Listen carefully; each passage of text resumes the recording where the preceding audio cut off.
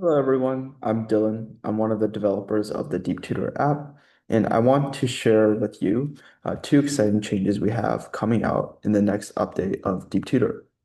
So the first of these is code execution in the DeepTutor panel. So here, say I'm reading this paper, and I want to implement one of the equations I found in Python, and I want to see the implementation for that. So let's do that.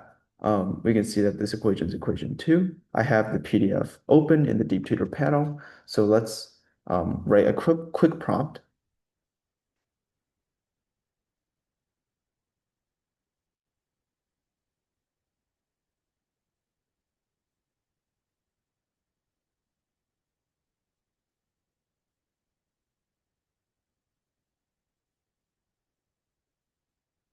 So right now the DeepTutor panel is streaming the response.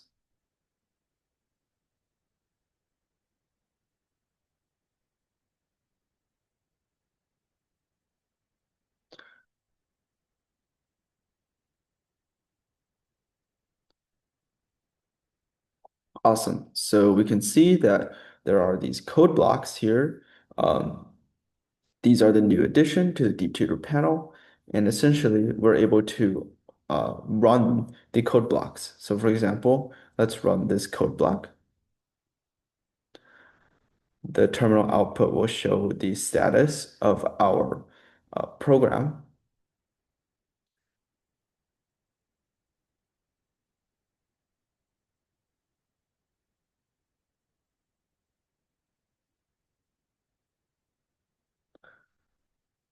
So you can see that the compiler is currently trying to execute this Python code.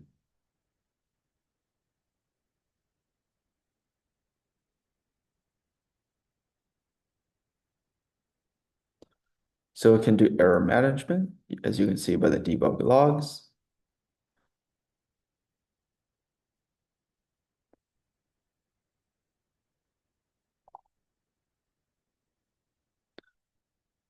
It's going to run the Python script inside the shell.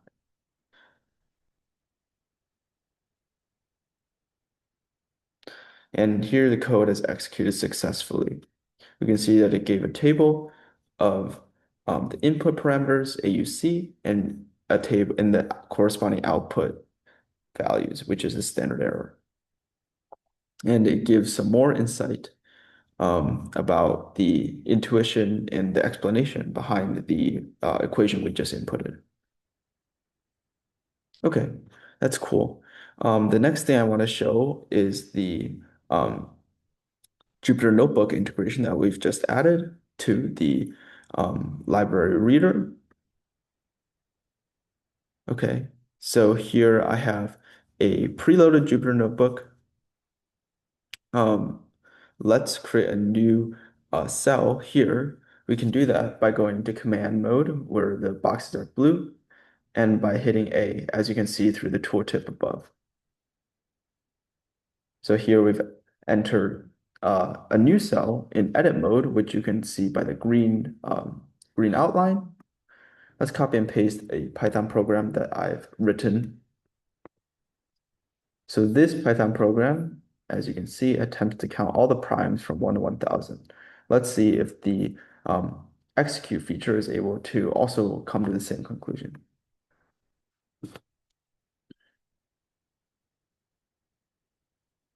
So you can see just like the execution of the DeepTutor panel, we're going to give live updates on the status of the program.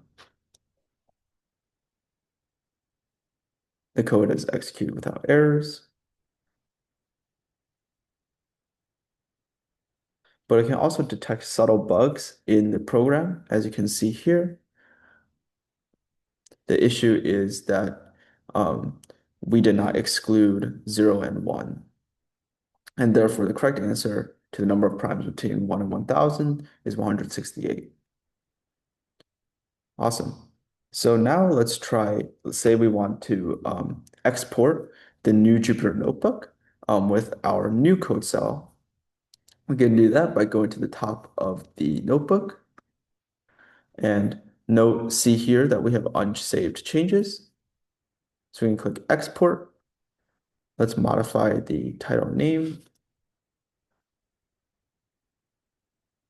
And you can see that we've successfully exported it. So that concludes the demo. Um, I hope everyone can try out these two new features, and we're always open to listen to your feedback on these two new features. So happy testing, and hopefully this improves your DeepTutor workflow. Thank you.